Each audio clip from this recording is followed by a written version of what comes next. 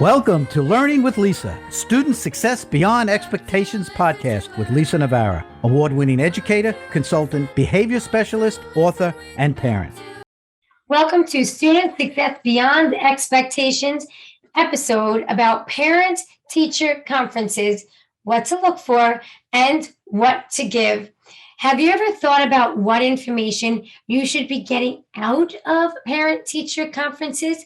Or is your primary focus on sharing academic progress and overall performance with your students' parents? Whether you're a parent, educator, or administrator, this episode is designed to broaden your scope of communication with parents. Please feel free to comment so you can share your tips and tricks about your parent-teacher conferences and what you feel makes them so successful. I just conducted these conferences just last week, and I really began to think about what's the most important information that I can give to my students' parents. So when they walk away with this information, they're learning something that's going to reinforce what we're doing in the classroom and really make a difference in their lives with their children. I think all, except for maybe a few parents, want to know how their child is doing in school. So as educators, we are prepared with our report cards, progress notes, reading diagnostic, math diagnostic scores, current reading levels, math performance, and overall social, emotional, and behavioral performance. Yes, it's a lot, but I think we've been missing something that's a key here, a key in development and connection. And I also want to point out that as it relates to curriculum and levels, oftentimes we talk about children being on level, above, and below grade level. If you're a teacher of students who have students with special needs, having their parents come to you and hear once again, another year, another conference, that their child is behind or that their child is way behind still, it leaves them with a perpetual feeling of concern for their child or even uncertainty for their child. Where are they headed? How are they going to be? Will they be okay? Will they be able to learn and catch up? But I think we can alleviate some of these feelings and instill some empowerment if we provide them with certain information. And although there are some parents who begin their contact with us with a question, they may start off the conferences and take charge and have some questions for us. But I find that most don't. They're sitting and they're waiting, more of a receiver of information to see what we have to say, what we have to say and what we want to share with them. So they really don't take the role of an active participant. So I think it's our job to get them involved. And how do we do that? We can do that by asking them certain questions. And the first question that I begin with is, I say, what changes have you seen at home? It encourages the parent to actively think and identify the positive of what's going on with your child rather than the deficit, rather than looking for something that's not there. Let's start having them think right away what my child is doing. How are they doing at home? What changes do I see? And now they're more likely to receive your information more openly because they begin to identify some behaviors and skills that are developing or that they see that their child is consistently practicing at this point. If you've taken any of my courses or my trainings, you may have already picked up that I use the word what. What are those changes? Instead of saying, do you see any changes at home? By using the certain words that we use, such as what, it instills a confidence in, I know what I've been doing in the class. I see my students or your particular child practicing this skill, and I know to this point it's got to be generalized to some degree. And so it's really encouraging with confidence for that parent to think about what it is that they've seen. And also, as your special needs teacher, there's a couple of things that we really focus on, isn't there? The fundamental skills. And what are they? Really, it's teaching your students to focus, and it's teaching them the skills in how to self-regulate. Because these are the most important skills that there are. And I have to say, I really like the way that some districts are starting to move back toward that special education is different than general education. And I think that's very important for parents to be able to differentiate. We've kind of built this culture of our special needs students, they need to be able to perform, and they need to be able to perform just like the general education classes, thanks to No Child Left Behind. However, they're not the same and they're different. So you may have educators around you, or you may struggle within yourself of how much time and effort do I really have to teach my students how to focus and how to self-regulate, because I've got so many curriculum needs. But hopefully these tips and then this communication and support connection that you build with your parents through these conferences also will help you see their heart, and that our main priority is to teach children to focus and self-regulate, so that way they can learn the curriculum. And that's what we want. We want them to be able to acquire, access, and apply the information that we teach them. So when we ask our parents and say, what are those changes that you see, which is what I just did, I have to say, so I had a parent conference Monday, one on Tuesday, and I really had 10 on Wednesday, back to back to back to back, right? So when I asked this question, it was so obvious as to what was going on at home that I said, I really need to do this podcast by myself, no guests this week, because it's a pattern that I'm seeing that I need to share. And that pattern was this.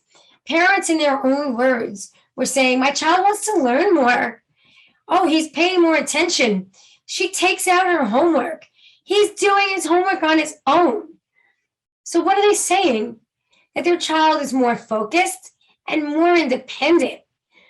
It's amazing when we teach our children in school and they go home and they're more independent.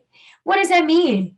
That means we're giving them the skills and strategies for them to practice, but to feel confident that they can do it. And they don't need to lean on someone else. They can at least try. And so it was a very, very proud moment for even the parents to be able to share that as information and things that they're seeing. And teaching your students to be practitioners and learners to focus and self-regulate not only gives them confidence, but it gives their own parents confidence and hope that they can control their bodies and their bodies are not in control of them. Thanks, Henry, for teaching us that. Anyway, so once you establish the student's performance at home, share the student's performance in school and what you see. And you'll also find that the nature of the questions that your parents have for you, they change. Or maybe even the quiet parents start asking some questions or making some comments. Because what you're doing is you're framing the way that they look at their child, maybe in a little bit of a different way. And sometimes that's what they need.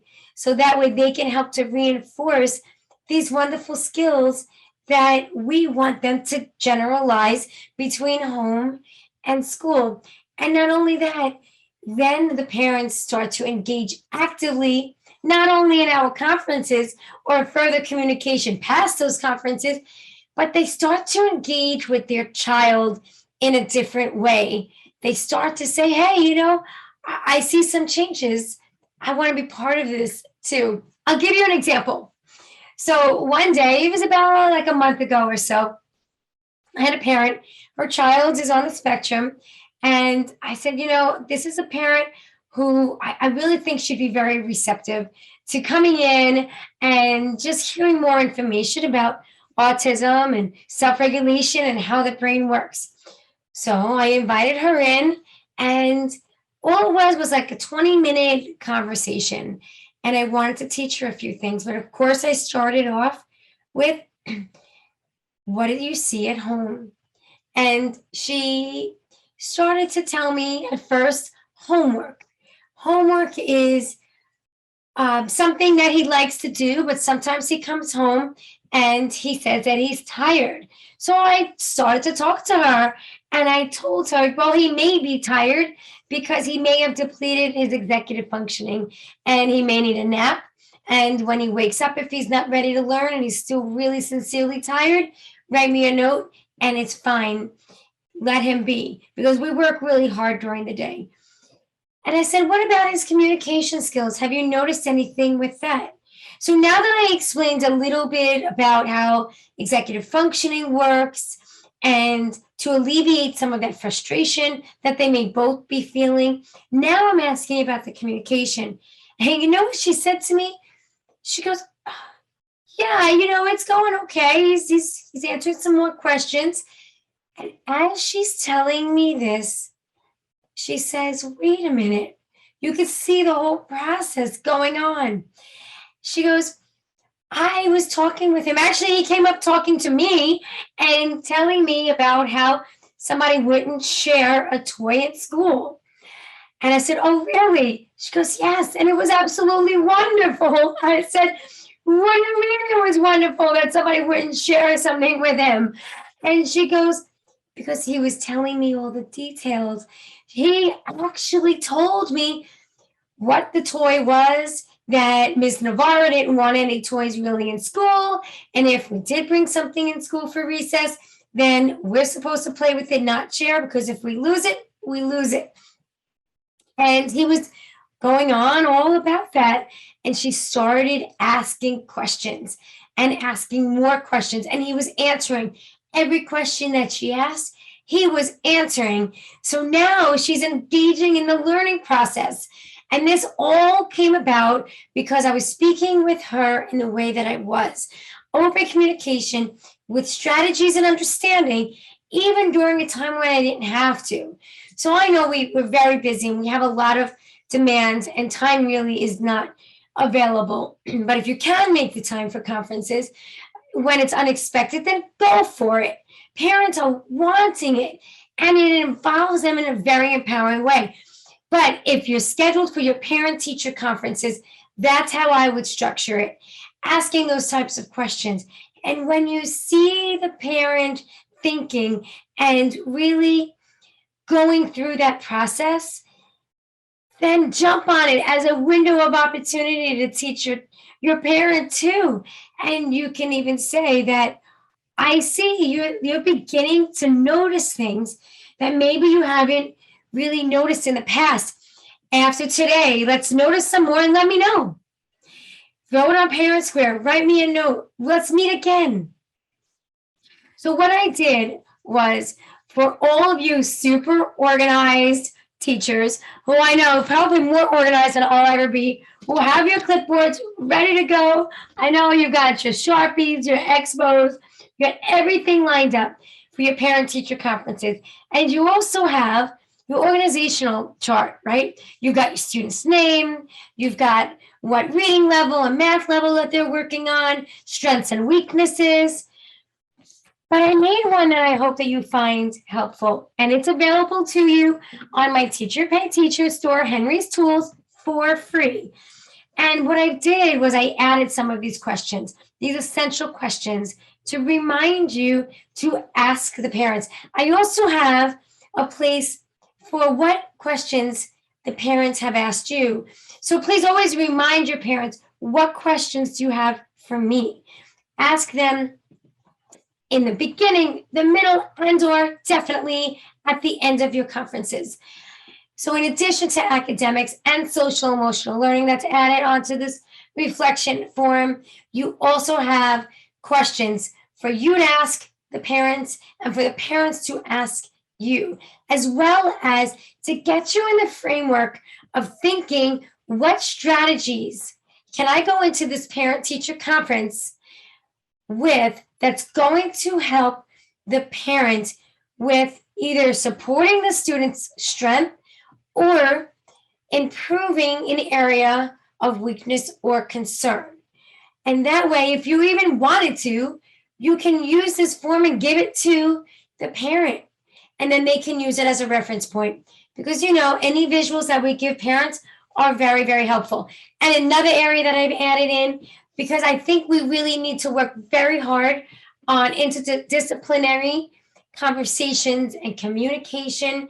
And with that comes, how are my students performing in the classroom in terms of what services that they provide, that they receive? So if they receive physical therapy, occupational therapy, speech, you want to keep those goals in mind, even looking at their IEPs. What goals should I be looking for that they're working on in speech class? And what should I be looking for in my own class to see if they're making progress? So you even want to mention that to the parents. Also collaborate with your related service providers and see if there's anything that they want to convey, or if they want to join in any of your conferences.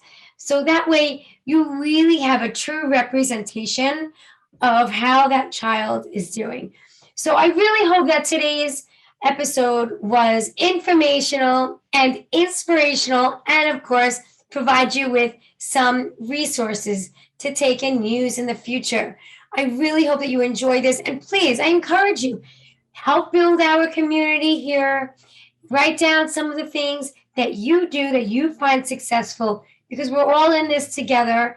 And I'm here for you as a resource as well. I appreciate all of you and all the great things that you do for your students, their parents, and also what you do for the people that you work around, because what we do matters, and I believe in you.